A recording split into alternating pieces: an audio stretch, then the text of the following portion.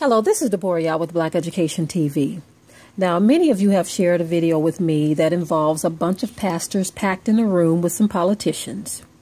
Now, you and I both know that when a bunch of black pastors pack in a room with politicians, that it doesn't spell anything good for the so-called black community.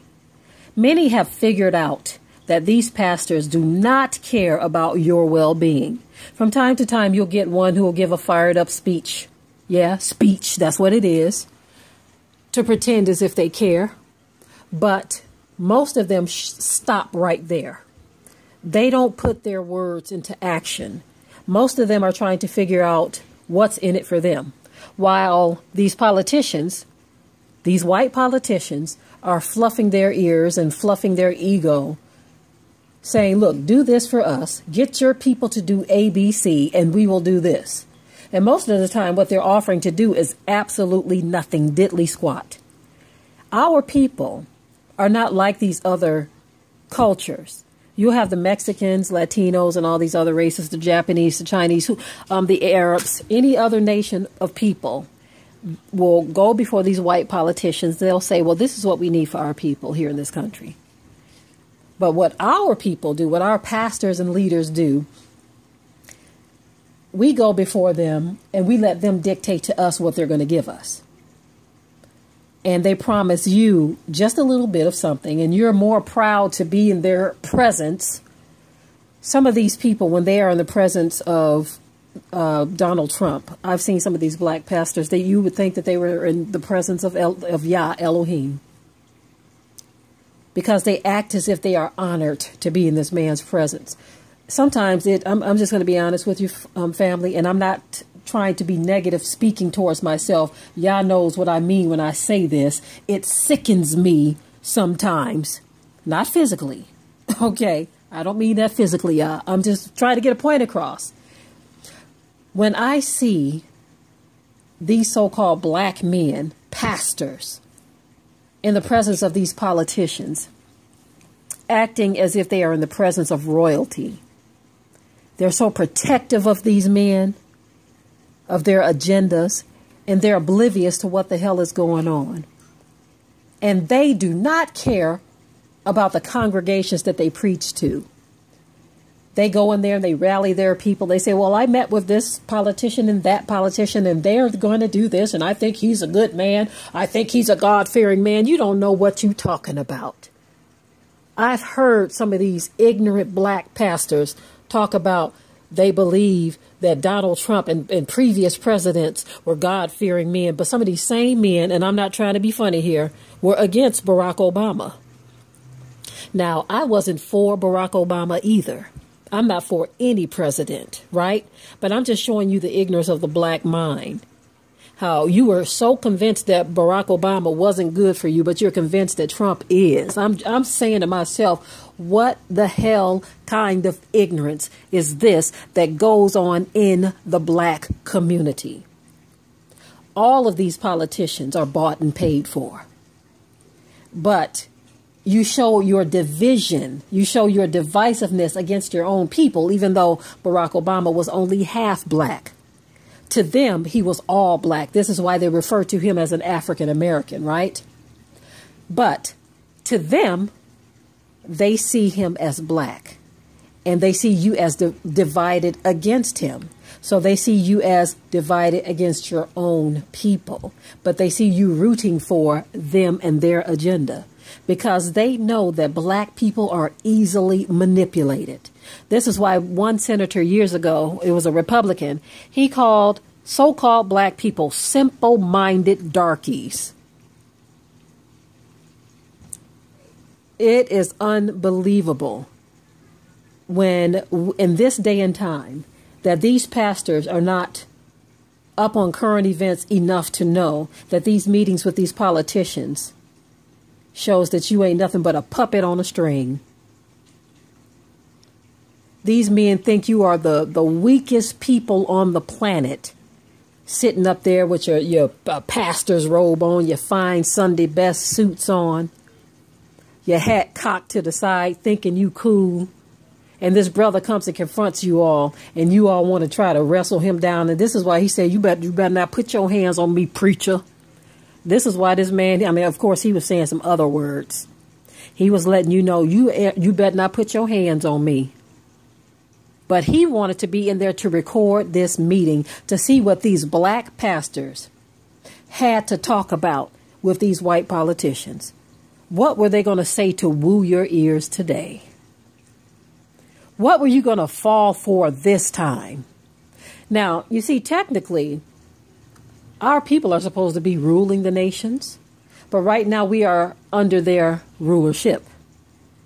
We're under their subjection. We are under their rod of iron. We are being led by them. I really truly believe when the scripture says, and babes shall rule over them. I believe it's talking about a number of different things.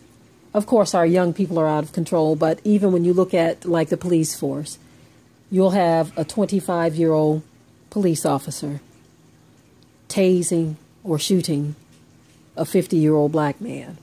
He's being ruled over and controlled by someone who's still wet behind the ears because they don't respect our men. This was one of the curses that have been placed upon us, that dominion has been taken from us as a people and given to another because we didn't know what to do with it when we had it. And so now, even now, our black pastors go groveling to the white politicians. Yeah, massa, what you want us to do now, massa?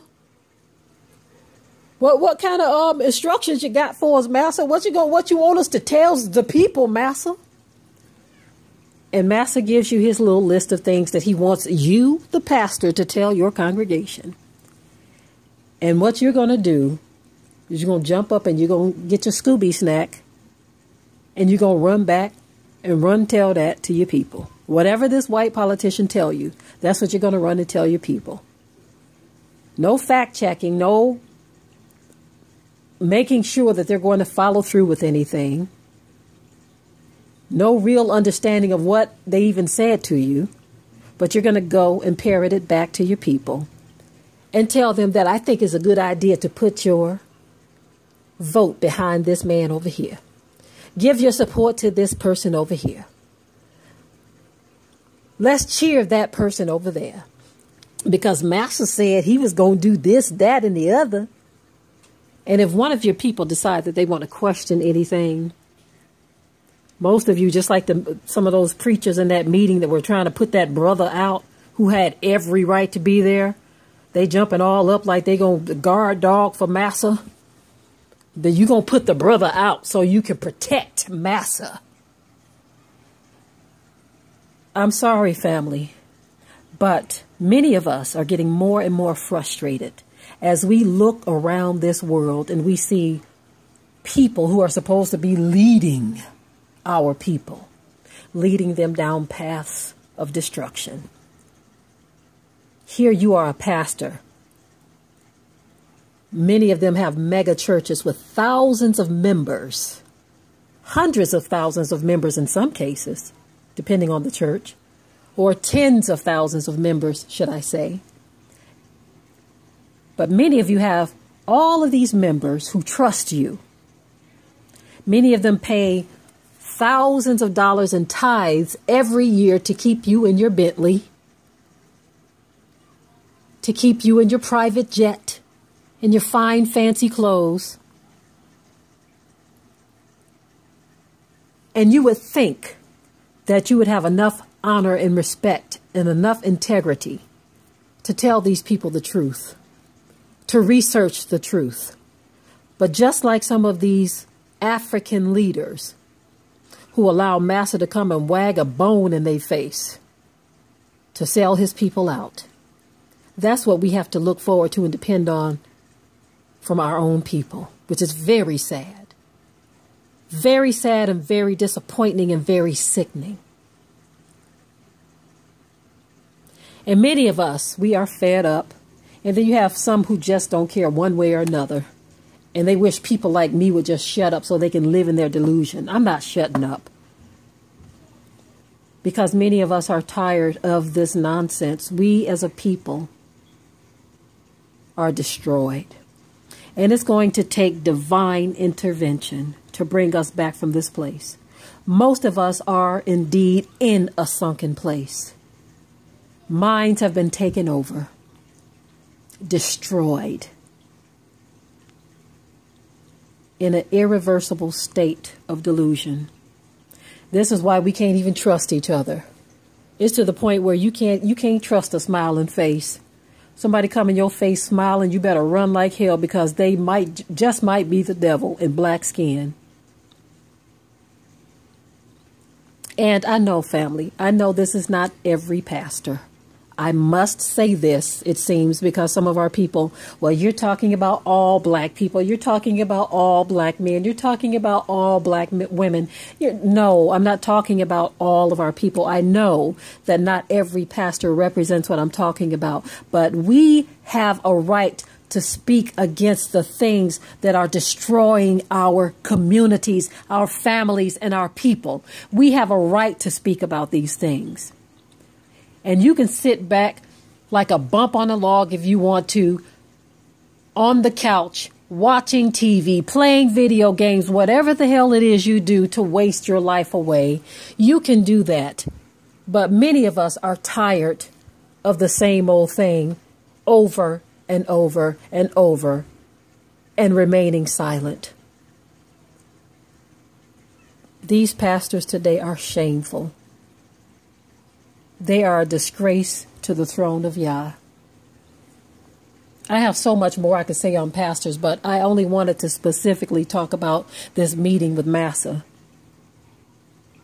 and the fact that they were willing to throw this brother out to keep him from recording whatever the hell it was they were going to talk about. Okay, family, I'm out of here. Shalom.